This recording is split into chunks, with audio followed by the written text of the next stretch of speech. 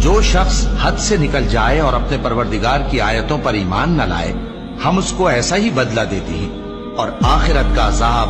بہت سخت اور ہمیشہ باقی رہنے والا ہے۔ تو کیا یہ بات ان لوگوں کے لیے موجب ہدایت نہ ہوئی کہ ہم ان سے پہلے بہت سے فرقوں کو ہلاک کر چکے ہیں جن کے رہنے کے مقامات میں یہ چلتے پھرتے ہیں۔